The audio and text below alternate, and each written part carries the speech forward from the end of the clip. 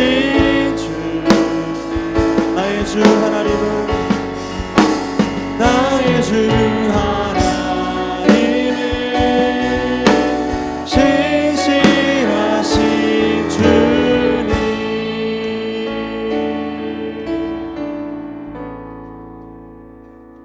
앞뒤 좌우로 인사하시겠습니다. 사랑하며 축복합니다. 할렐루야. 그의 성소에서 하나님을 찬양하며 그의 권능의 궁창에서 그를 찬양할지어다. 아멘.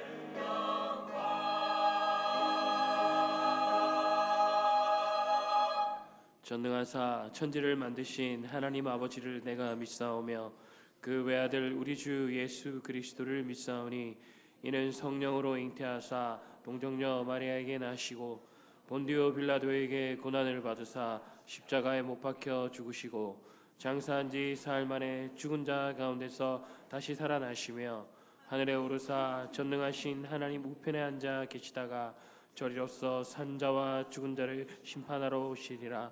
성령을 믿사오며 거룩한 공예와 성도와 서로 교통하는 것과 죄를 사하여 주시는 것과 몸이 다시 사는 것과 영원히 사는 것을 믿사옵나이다. 아멘. 한 주간의 삶을 돌아보며 참회 기도를 드리겠습니다.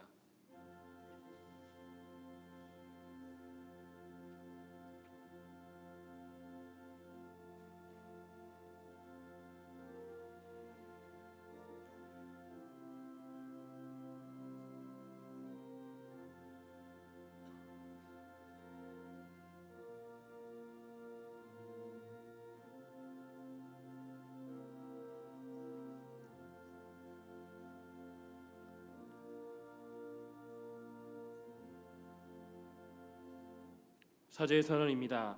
만일 우리가 우리 죄를 자백하면 그는 미쁘시고 의로우사 우리 죄를 사하시며 우리를 모든 불의에서 깨끗하게 할 것이요. 아멘.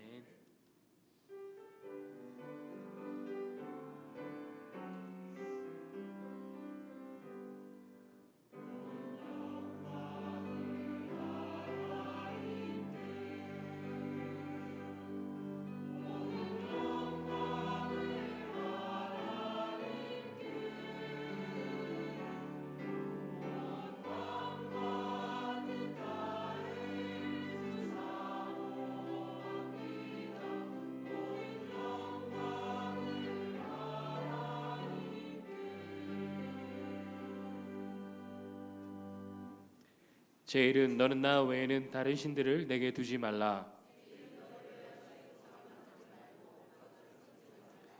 제3은 너는 내 하나님 여호와 이름을 망령되게 부르지 말라. 제5는 내 부모를 공경하라. 제7은 간음하지 말라. 제9는 내 이웃에 대하여 거짓 증거하지 말라. 아멘.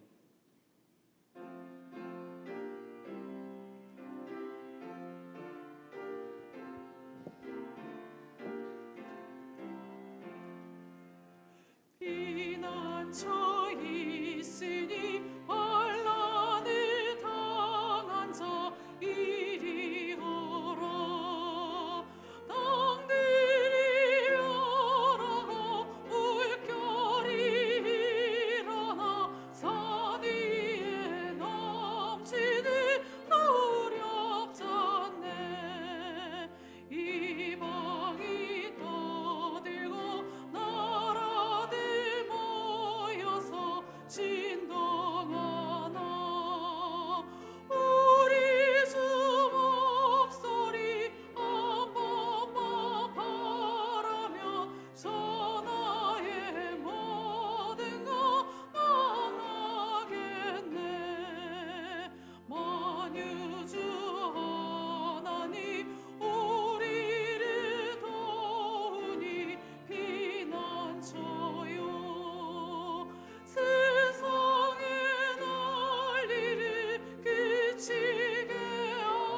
하시니 세상에 장검이 쓸데없네. 높으신 하나님 우리를 구하니 할렐루야. 괴로움이 심하고 혼란이 극하나 피난처 되시는 주 하나님.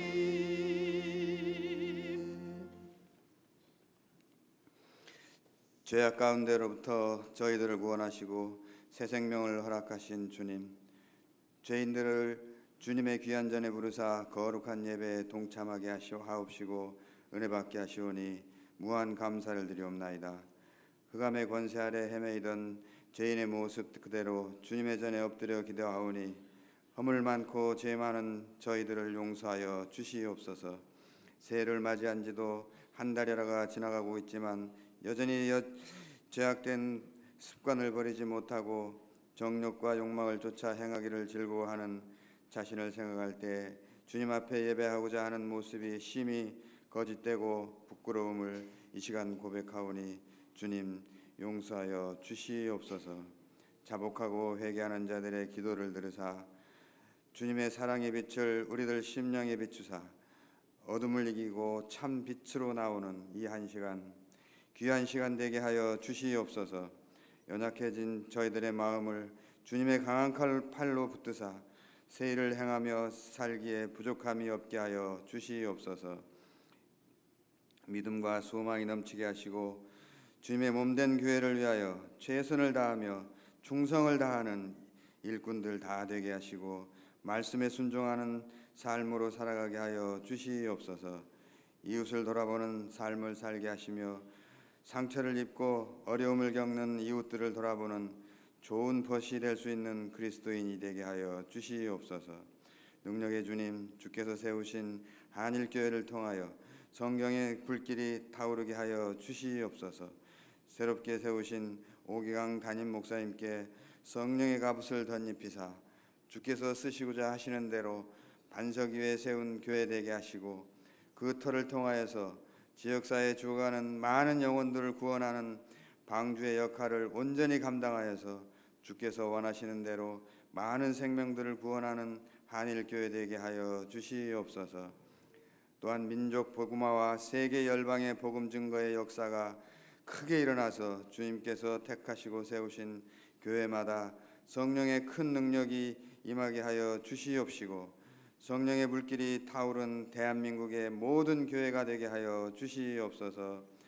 기간마다 새롭게 세우신 귀한 주의 종들을 기억하여 주시옵시고 축복하사 저들을 통하여서 주님의 몸된 교회가 반석 위에 든든히 세워지게 하옵시며 주의 나라가 날마다 확정되어지는 놀라운 역사가 있게 하여 주시옵소서. 맡은 자들에게 구할 것은 충성이라고 하셨사오니 주께서 주신 직분을 인하여 더욱더 눈물을 흘리며 무릎 꿇는 자들이 되게 하여 주시옵소서. 주님, 주님의 나라의 미래가 되고 우리들의 미래가 되는 청년들이 지경을 넓히고자 인도네시아로 단기 선교를 떠나고자 준비하고 있습니다. 모든 순서와 일정 가운데 주께서 동행하여 주시옵기를 간절히 소망하옵나이다. 많은 것을 보고 몸소 느끼며 배우고 돌아오게 하여 주시옵소서.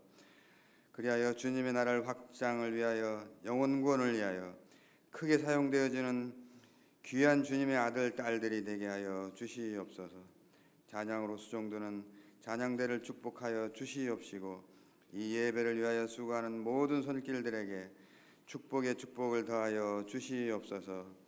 교회의 머리가 되시고 생명이 되시는 예수 그리스도의 이름 귀하신 이름 받들어 기도 올려옵나이다. 아멘.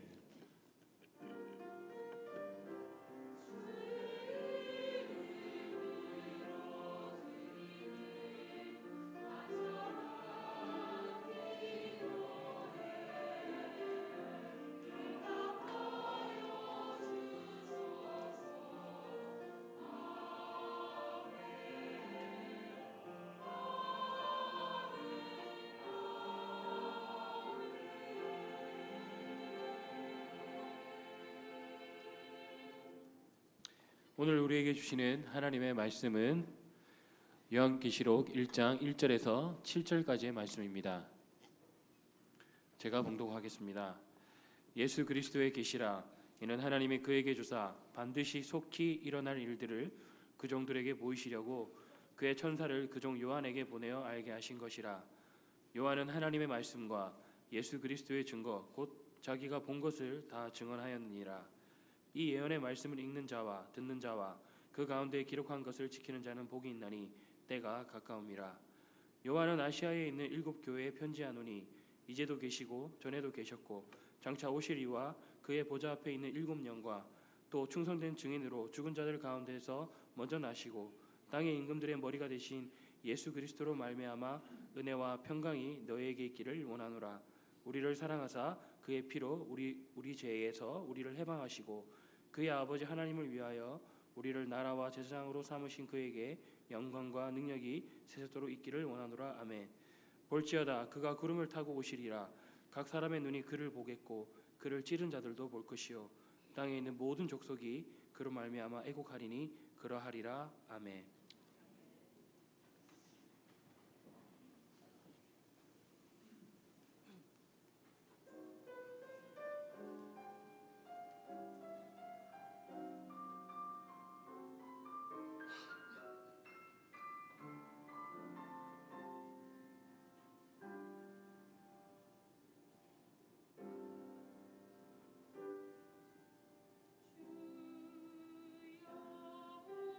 주여 말하라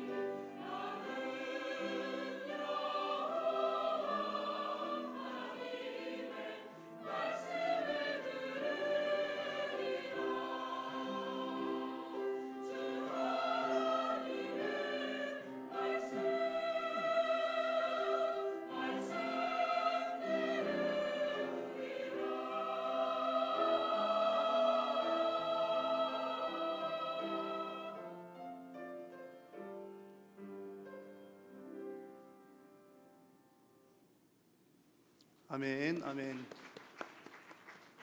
할렐루야. 오늘도 예배하는 여러분들에게 우리 하나님의 크신 은혜가 충만하시기를 축복합니다. 여러분 혹시 명품 시계 사용하고 계십니까? 명품 시계. 저는 약 3천만 원 정도 하는 명품 시계를 딱 한 번 본 적이 있습니다. 처음에는 가격표를 보고 눈을 의심을 했습니다. 이게 만든 여러 번 숫자를, 그러니까 실제로는 제가 3천만 원 정도 하는 시계를 보긴 봤지만 시계를 본 시간보다 가격표를 본 시간이 더 많았던 거죠. 숫자 확인을 하느라고. 프랑스 파리에 있는 브랭땅 백화점에서 실제로 봤습니다. 비슷한 시계를 또 본 적이 있습니다. 중국 짝퉁 시장에서 봤습니다. 비슷하게 생겼습니다. 중국 유명한 짝퉁 시장에 가면 없는 것이 없다고 그러죠. 시장 이름은 제가 잊어버렸는데 없는 것이 없다고 그러고 며칠 만에 뭐든지 다 만들어낸다고 그럽니다. 정말 비슷하게 생겼죠. 그래서 저는 좀 짝퉁을 좋아하는 것 같습니다. 똑같이 생겼는데 가격도 저렴하고 좋잖아요. 그리고 잘 만들어진 짝퉁은 꽤 쓸만한 것도 같고요. 물론 그 값을 하긴 합니다만. 그래서 제가 이런 부분에 대해서 좀 무지해가지고 명품에 대해서 잘 몰라서 명품을 잘 사용하는 한 지인에게 제가 이런 말을 한 적이 있습니다. 아니 왜 명품을 사용하시냐고, 짝퉁도 좋은 거 많은데 뭐 누가 안다고 왜 그런 거 비싼 값을 주고 사십니까?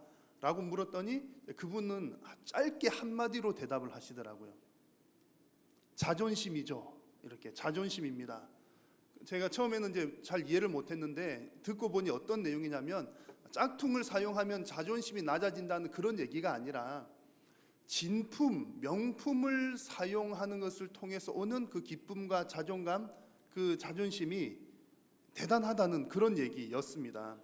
나중에 제가 알고 봤더니 저는 무조건 비싼 것을 명품이라고 하는 줄 알았더니 그게 아니더라고요. 무조건 비싸다고 명품이라고 하는 게 아니라 정말 오랜 역사와 전통을 가지고 있고 또 세계적인 어떤 인지도가 있는 제품들을 명품이라고 합니다. 그래서 이제 대부분은 이제 그런 제품들이 고가가 많은 거죠. 그래서 명품이 비싼 것입니다. 그래서 조금 비싸더라도 진짜를, 진품을, 명품을 사용하는 사람들에게는 어떤 뿌듯한 마음이 있다는 것을 제가 조금은 이해를 하게 되었습니다. 그러고 보니 저에게도 명품이 있었습니다. 저 명품이 있습니다. 절대로 짝퉁이 아닌 진품이 있는데 아마 제가 가지고 있는 그 명품은 여러분들도 아마 똑같이 가지고 계시리라고 저는 확신을 합니다. 바로 우리 주 예수 그리스도에 대한 믿음입니다. 여러분, 저와 여러분들이 가지고 있는 믿음은 짝퉁이 아닌 진품인 줄로 믿습니다. 진짜 믿음입니다. 그 얘기는 무슨 얘기냐면 짝퉁 믿음도 있다는 얘기죠. 여러분, 짝퉁 믿음이 있습니다. 여러분들이 가지고 있는 믿음은 다 진품인 줄로 믿고요. 짝퉁 믿음도 있습니다. 우리는 그 짝퉁 믿음을 일컬어서 이단이라고 합니다. 비슷하게 생겼는데, 아니 어떻게 보면 정말 똑같이 생겼는데 사실은 끝이 다른 것이 이단이죠. 자, 그런데 문제는 짝퉁들 중에서도 보면 또 고급 짝퉁이 있습니다. 그 고급 짝퉁은 때로는 전문가들도 구별하기가 어렵다는 얘기를 들었습니다. 진짜와 너무너무 닮았다는 얘기죠. 어떤 면에서 보면 이단들 중에서도, 그 짝퉁인 이단들 중에서도 좀 고급 이단들은 어떤 면에서 보면 우리들보다도 더 천국을 사모하면서 살아갑니다. 그렇기 때문에 이단들이 어떤 면에서 보면 믿음이 더 좋은 것처럼 보이기도 합니다. 자, 여러분들 한번 제가 질문 드려볼게요. 여러분들은 예수님이 빨리 재림하셨으면 좋겠습니까? 예수님께서 천천히 재림하셨으면 좋겠습니까? 보세요. 딱 두 분만 빨리 대답하시고 나머지는 주저주저 하셨어요. 두 분마저도 대답을 빨리 안 하셨으면 제 스토리상 딱 얘기가 맞는데 머뭇머뭇하잖아요. 대부분 분들 빨리 재림하는 게 좋을까 한 번쯤 생각을 해보거든요. 그런데 오히려 소위 말하는 믿음 좋은 이단 분들은 주저함도 없습니다. 오히려 이런 확신이 우리들보다 더 강한 면들이 분명히 있습니다. 그런 거 보면 우리는 진품인데 우리는 왜 그분들보다 좀 믿음이 좀 덜한 것처럼 보일까? 특별히 예수님의 재림에 대해서, 천국이 빨리 임하는 것에 대해서 왜 우리는 예수님 고대하는 마음이 그분들보다 좀 덜할까? 한번 곰곰이 생각을 해봤습니다. 생각을 해봤더니 이유가 여러 가지가 있는데요. 그 중에 하나가 오늘 우리가 함께 나눌 말씀, 요한계시록에 대한 이해의 차이에서 오는 부분이 분명히 있습니다. 자, 이단들은 요한계시록을 분명히 잘못 이해하고 있는데 아주 맹신을 합니다. 잘못된 방향으로 예수님을 너무나 고대를 하는 거죠. 잘못된 방향이긴 하지만 너무 가까이 하고 살아갑니다. 반면에 우리 정통신앙을 가진 사람들은 뭐 여러 가지 이유로 인해서 요한계시록을 그분들보다는 조금 멀리 대하는 면이 없지 않아 있습니다.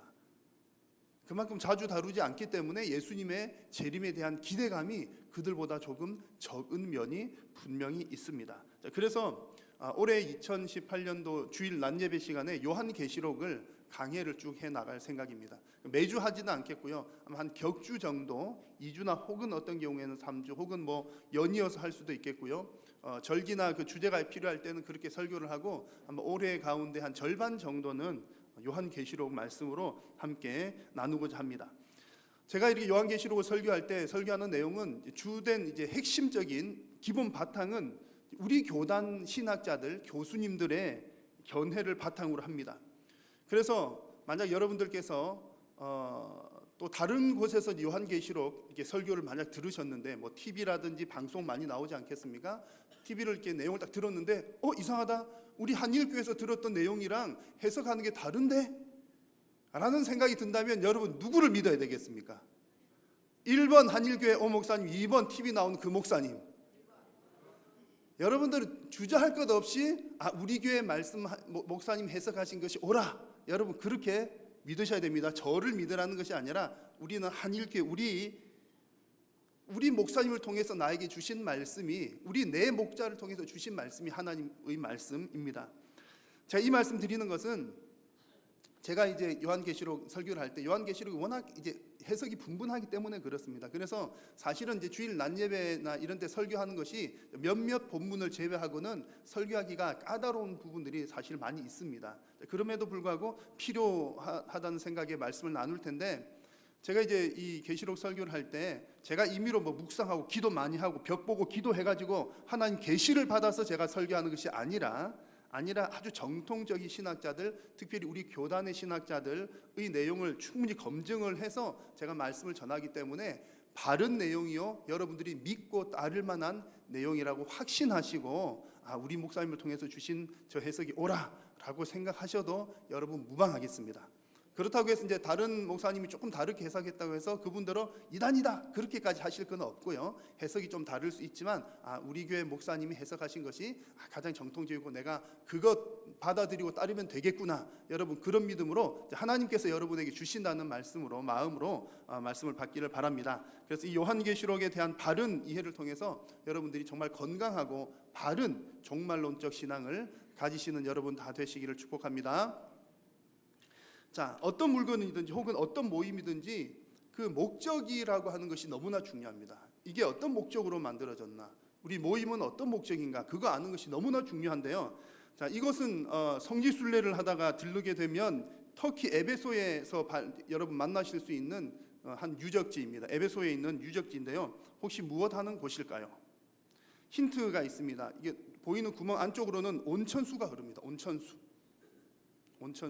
온천수가 흐른다고 해서 저곳에 발을 담그거나 빨래를 해서는 안 됩니다. 왜냐하면 우리 권사님들 가보신 분들 기억하실 텐데 권사님들 잊으셨나요? 우리 교회에서 가실 때 저기 들러왔었어요. 기억나시나요? 여기가 뭐 하는 곳이냐면 공중화장실입니다. 공중화장실. 우리나라에서도 그런 일이 종종 있죠. 이런 전설이 있는데 우리 이제 양병기가 집에 처음 생겼을 때 시골에서 올라오신 부모님이 집안에 양병기가 있는 것을 처음 보고서 아이고 서울 집에는 방 안에 우물이 있구나, 우물이 있는 것으로 알고 거기서 세수를 하셨다는 전설도 있는데 여러분 무엇이든지 그 사용 목적을 아는 것이 중요하다는 얘기죠. 목적을 분명하게 알아야 합니다.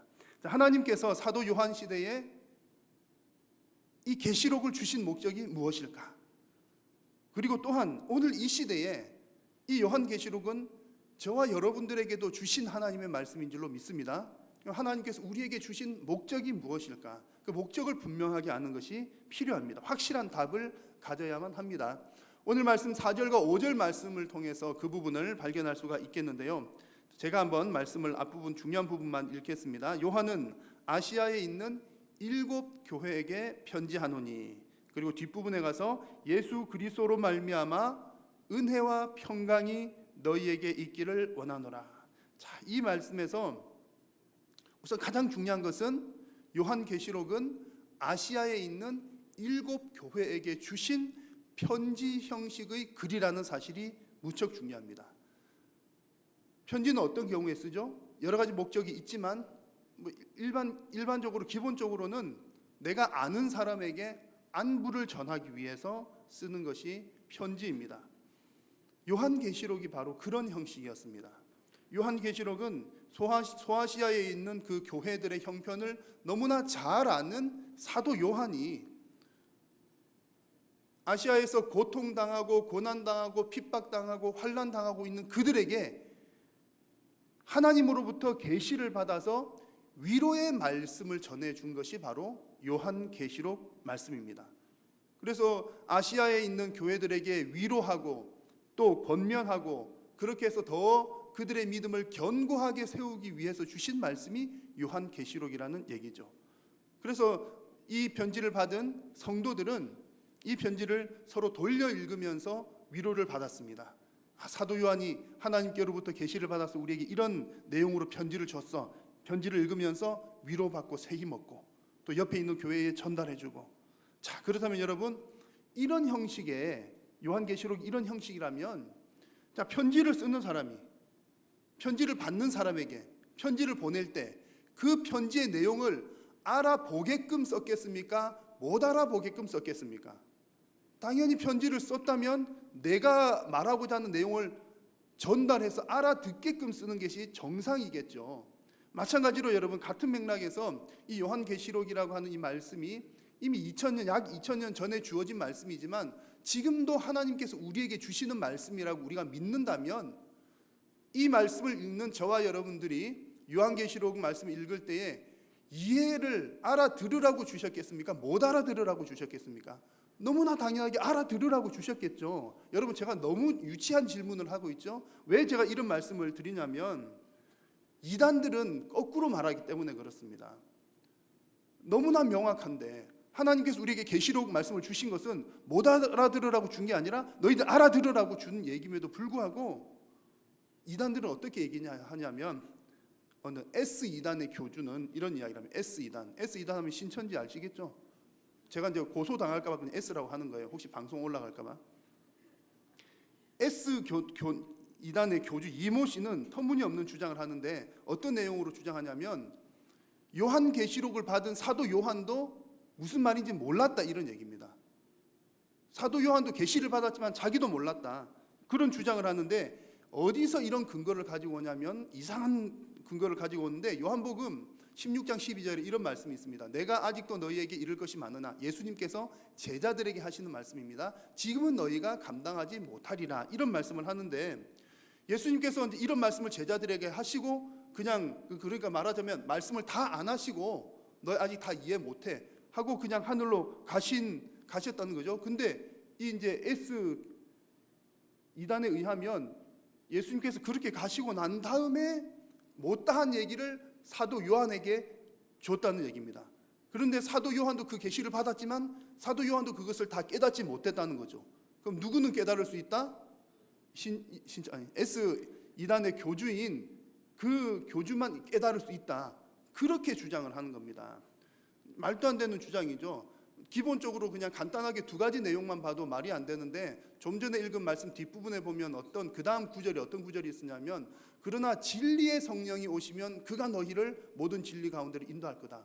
그러니까 예수님께서 제자들에게 하신 말씀은, 너희가 지금은 충분히 이해를 못하지만 내가 가고 난 다음에 오순절 성령 강림하시면 성령께서 너희들에게 이 진리를 깨닫게 해줄 거다, 그 얘기인데 엉뚱하게 자기가, 그래서 이제 본인을 성령이라고 하기도 합니다만 엉뚱하게 자기를 거기다 넣는 겁니다. 그런 문제가 하나가 있고요. 또 두 번째는 기본적인 국어 실력만 있어도 충분히 알 수가 있는데, 자, 요한복음 말씀은 예수님께서 제자들에게 주신 말씀이고, 요한계시록은 사도 요한을 통해서 7 교회에게 주신 말씀입니다. 그러면 받는 대상이 각기 다르잖아요. 그런데 이것을 이상하게 교묘하게 이렇게 교차를 시켜서 마치 그게 그거인 것처럼 섞는 것은 이제 국어 실력이 모자란 아주 잘못된 접근 방법인 거죠. 그래서 중요한 것은 무슨 얘기냐면, 이 요한계시록은 어느 이단들이 주장하는 것처럼 이건 아무도 못 풀어, 나만 풀 수 있어, 다 이해를 못해, 신비로운 책이야, 그런 것이 아니라는 얘기입니다. 사도 요한조차도 몰라.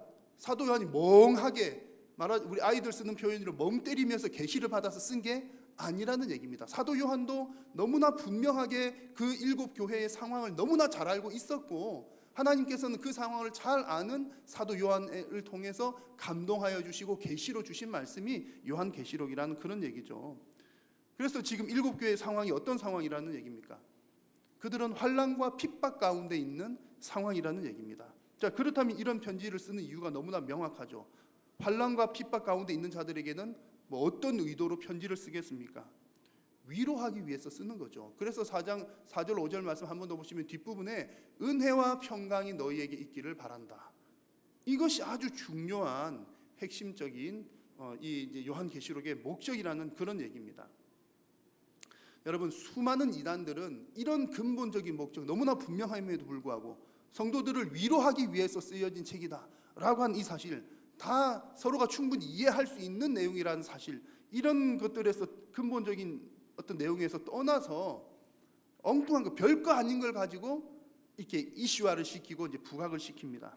성도들의 영성을 막 어떤 영적인 부분을 자극하는 그런 내용들을 다루는 거죠. 주로 어떤 부분에 자극이 됩니까? 마지막 날은 이때 언제 올 거야? 우리 늘 관심 갖는 거 그런 거 있잖아요. 언제 올까?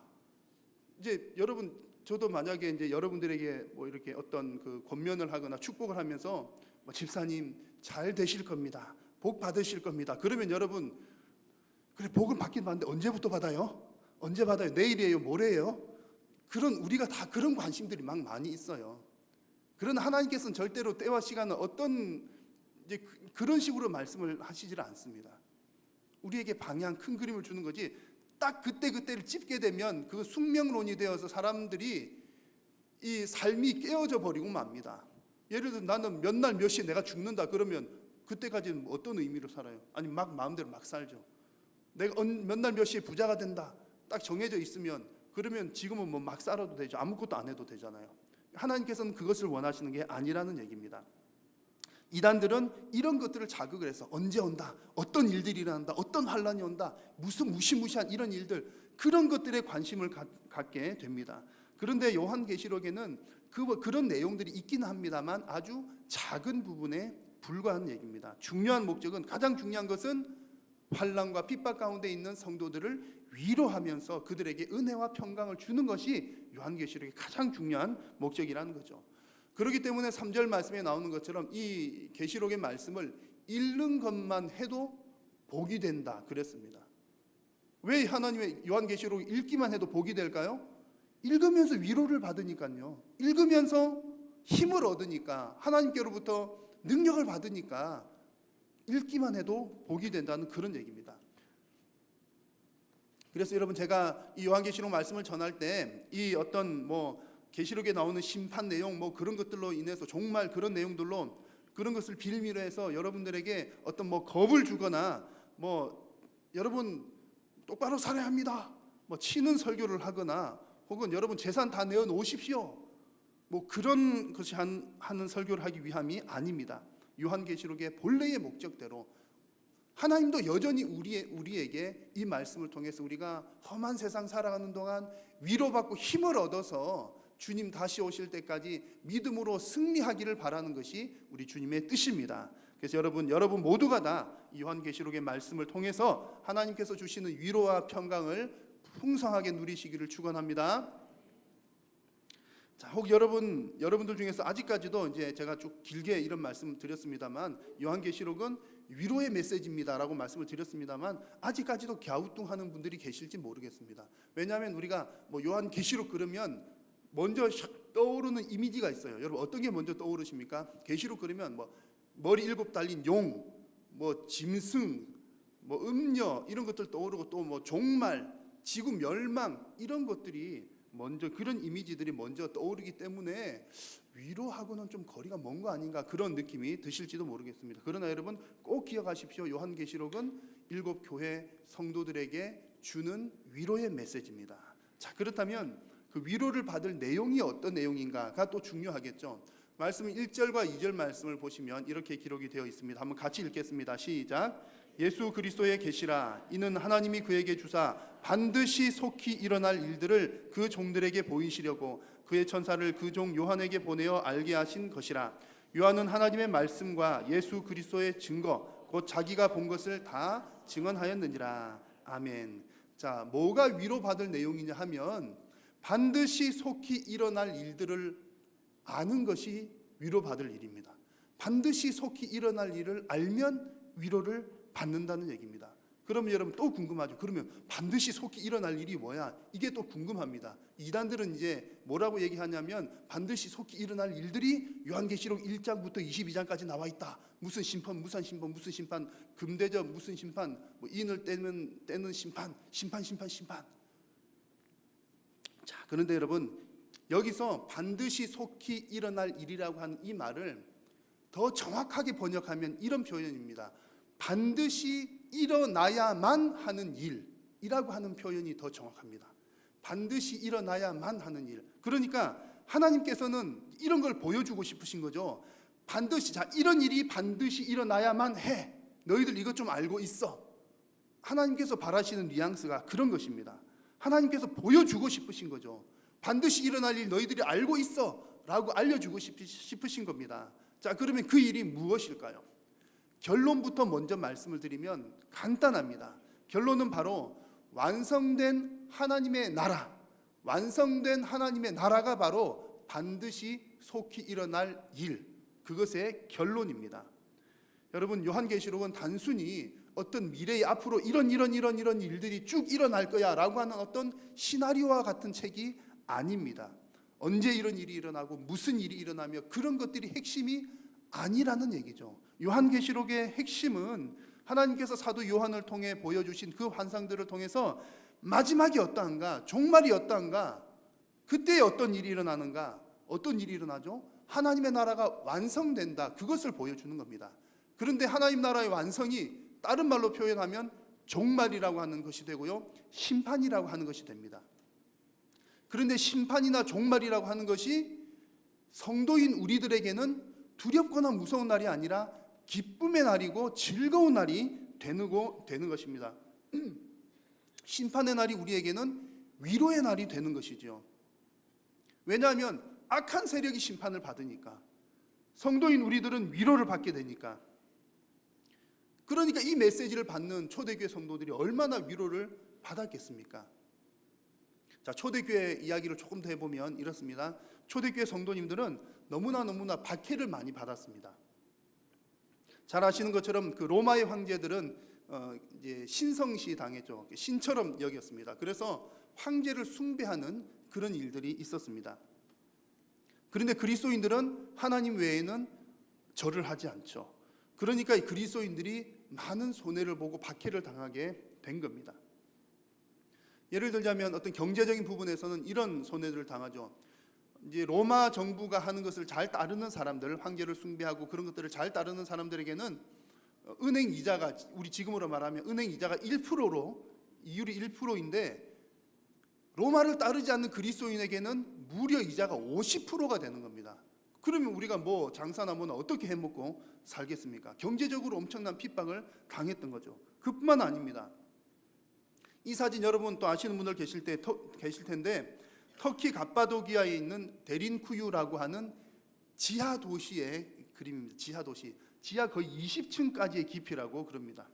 기독교인들이 뭐 여기에 대한 어떤 여러 가지 이제 오랜 기간 이것이 사용되었기 때문에 언제 생기는지 조금 이야기들이 많기는 합니다만, 기독교인들이 로마의 박해를 피해서 지하 깊은 곳까지 땅굴을 파고 숨어들었다는 그런 내용입니다.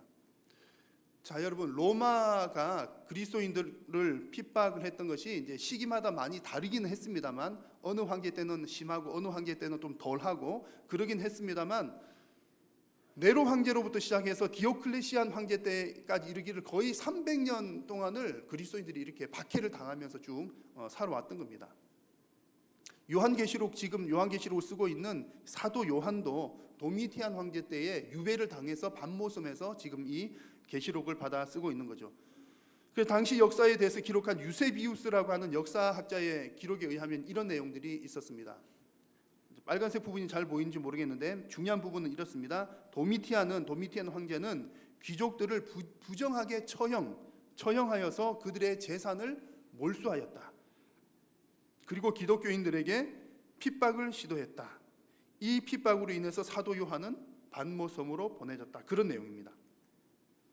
자, 이러다 보니 초대교회 성도님들은 여러분 지금 어느 나라 가운데 있습니까? 그들을 핍박하고 억압하는 로마라고 하는 나라 가운데 있는데, 로마 황제의 통치 가운데 있는데 그들의 마음 가운데 어떤 간절한 소원이 있었겠습니까? 아, 이 로마 황제의 통치에서 제발 좀 벗어났으면 좋겠다. 여기서 벗어나서 정말 하나님께서 통치하시는 하나님의 나라가 임하면 좋겠다. 그런 간절한 소망들이 그들에게 있었던 겁니다. 그러니까 그들에게는 종말이 그들에게는 위로의 날이 되는 것이고, 종말이 그들에게는 애타게 기다리는 그런 날이 되었던 거죠. 그래서 우리가 종말 심판 그러면 뭐 무서운 이미지가 먼저 떠오르지만, 초대교회 그리스도인들에게는 종말이나 심판이라고 하는 것이 위협이 아니라 위로가 되었던 것입니다. 잠시 후면 새 하늘과 새 땅을 누리기 때문에 그런 것이죠. 자, 여러분들은 종말을 기대하십니까? 아니면 종말을 꺼려하십니까?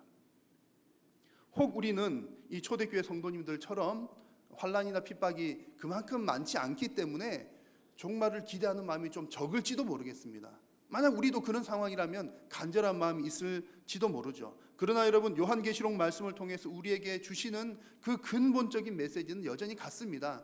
상황은 조금 다르지만 여전히 하나님께서는 저와 여러분들이 반드시 속히 일어날 그 일을 저와 여러분들이 알기를 원하시는 겁니다. 그리고 하나님께서는 저와 여러분들을 통해서 하나님의 그 나라를 애타게 기다리기를, 그렇게 애타게 기다리는 마음 갖기를, 초대교회 성도들처럼 그런 마음 갖기를 하나님은 원하고 계십니다. 여러분, 오늘 말씀에서 반드시 속히 일어날 그 일은 예수님의 재림을 통한 심판이며 성도들에게는 위로가 되는 하나님의 위로인 줄로 믿습니다. 여러분, 현재를 살고 있는 성도님 여러분들에게도 새 하늘과 새 땅이 약속되어 있음을 믿으시기를 바랍니다. 혹여나 현실의 삶이 힘들고 어려운 부분들이 있으시다면 하나님의 온전한 통치가 이루어지는 하나님의 나라, 천국을 간절히 소망하시는 여러분 모두가 되시기를 축원합니다. 그래서 반드시 속히 일어날 일들을 간절히 기대하는 여러분들의 신앙이 다 되시기를 축복합니다. 자, 이제 마지막으로 한 가지 질문에 대한 답을 찾고자 합니다. 자, 그러면 그 종말의 때가 하나님의 나라가 완성이 되는 때인데, 그래도 궁금하잖아요. 언제쯤 그날이 오나, 언제 온다는 말이에요. 그게 사실은 자꾸 궁금하죠. 그러나 그 때는 모르지만 7절 말씀에 보니까 명확한 게 또 한 가지가 나옵니다. 한번 7절을 같이 읽겠습니다. 시작. 볼지어다 그가 구름을 타고 오시리라. 각 사람의 눈이 그를 보겠고 그를 찌른 자들도 볼 것이요 땅에 있는 모든 족속이 그로 말미암아 애곡하리니 그러하리라. 아멘. 자, 하나님의 나라의 도래, 하나님 나라가 완성되는 시점은 어느 시점이냐 하면 예수님께서 구름 타고 오시는 그때입니다. 자, 요한계시록의 다른 말씀들도 다 그렇기는 하지만 조금 전에 읽은 7절, 이 9절 말씀 역시 해석이 분분하기도 하고 또 이단들이 잘 활용하는 구절입니다. 자, 여러분들에게 하는 가지 테스트 질문을 해보겠습니다. 좀 전에 읽은 이 말씀에서 예수님께서 구름을 타고 오신다라고 하는 내용을 문자적으로 해석해야 할까요? 상징적으로 해석해야 할까요? 1번 문자적, 2번 상징적. 네, 대답을 안 하시는 분들이 지혜롭습니다. 자, 우리 한일교회는 이제 답을 같은 답을 가지는 거예요. 이 어려운 부분이기는 합니다만 같은 답을 가지는데, 우리가 갖는 답은 이제 우리 교단에 속한 교수님들, 신학자들의 견해를 가지고 있다 했습니다. 저도 이제 이 설교 준비를 할 때 여러 분야로 많이 공부를 하지만 결론적으로 마무리를 하고 정리를 할 때는 우리 교단, 안정적으로 정통적인 신학을 입장을 고수를 합니다. 자, 예수님께서 구름 타고 오신다. 상징적인가 문자적인가? 먼저 이단들은 뭐라고 말을 하느냐 하면요, 제이라고 하는 이단은, 제이는 JM에서 정명석, 제가 이 교리를 잘 압니다. 제가 공부를 해봤기 때문에. 청년 때, 대학생 때 한 3일 가가지고 공부를 했는데 얼마나 재밌었는지 몰라요. 너무 재밌습니다. 이단들 너무 재밌게 해요. 그러나 정통신앙이 잘 박혀 있으면 조금만 더 지나다 보면 이상하다는 걸 느껴요.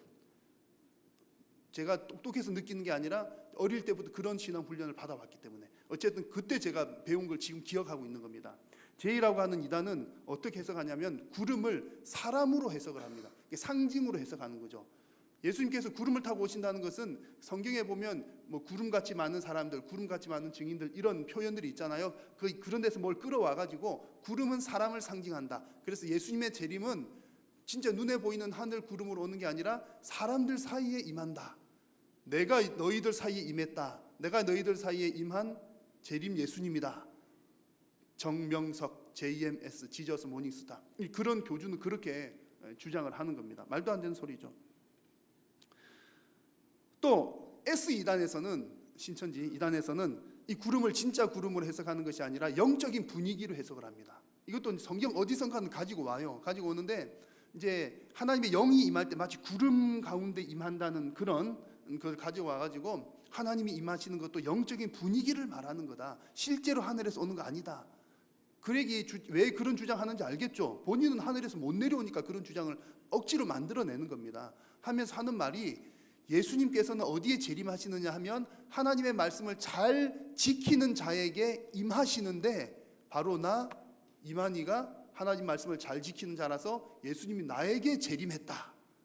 그렇게 주장을 하는 겁니다. 말도 안 되죠. 자, 그래서 우리는 그렇게 해석을 하지를 않습니다.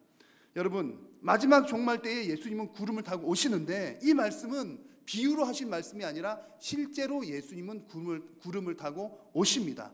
왜냐하면 예수님께서 승천하실 때 그렇게 약속하셨기 때문입니다. 자, 사도행전 1장 9절 말씀을 보시면 이렇게 기록되어 있죠. 자, 이 말씀을 마시시고 그들이 보는데 올려져 가시니 구름이 그를 가리어 보이지 않더라. 예수님께서 승천하시는데 구름 때문에 가리어서 이제 이렇게 올라가셨다는 얘기입니다. 너희 가운데 하늘로 올려지신 이 예수는 하늘로 가심을 본 그대로 오시리라 하였느니라. 천사들이 한 말이죠. 구름 사이로 이렇게 올라가신 예수님께서 구름 사이로 다시 내려오실 거다.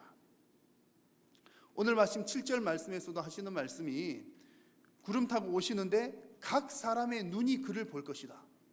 예수님께서 구름 타시고 오시는 모습을 온 사람들이 다 보게 될 것이다 라고 하는 그런 내용입니다. 예수님께서 직접 우리 사람들 눈에 보이는 대로 임하시리라는 말씀입니다. 자, 예수님께서 이렇게 재림하실 때 예수님 재림하시는 모습을 본 사람들은 희비가 엇갈리겠죠. 믿는 자들에게는 예수님께서 구름 타시고 오시는 그 순간이 아주 통쾌한 순간이 되지만, 믿지 않는 자들에게는 예수님 구름 타고 오시는 그 순간, 그 모습을 보는 순간 그들은 통곡하는 순간이 되고 맙니다. 7절 말씀에서 애곡하는 사람들이라고 했는데 그 애곡한다는 말이 바로 통곡한다는 얘기입니다. 왜 통곡을 하죠? 아, 진짜였구나. 진짜 심판이 있구나. 이제 진짜 끝이로구나. 그렇게 이제서야 그것을 깨닫기 때문입니다. 계시록 22장 12절에서 하나님께서 이렇게 말씀하십니다. 보라, 내가 속히 오리니 내가 줄 상이 내게 있어 각 사람에게 그가 행한 대로 갚아주리라. 구름 타고 오실 예수님께서는 속히 오겠다고 말씀하십니다. 반드시 온다는 얘기죠. 속히 와서 각 사람에게 그가 행한 대로 다 갚아주겠다 말씀하십니다. 여러분, 이 말씀은 반드시 이루어질 줄로 믿습니다. 그러므로 여러분, 우리 성도들은 이 말씀을 놓고서 두 가지 측면에서 늘 염두에 두고 생각을 해야 합니다. 하나는 여러분, 새 하늘과 심판의 날은 새 하늘과 새 땅이 시작되는 날이기 때문에 기쁜 날이고 우리 성도들은 기대감을 가지고 기다려야 한다는 사실이고요. 그와 동시에 또 한 가지는 우리 성도들 역시 예수님께서 오시는 그때에 우리가 다 하나님 앞에서 결산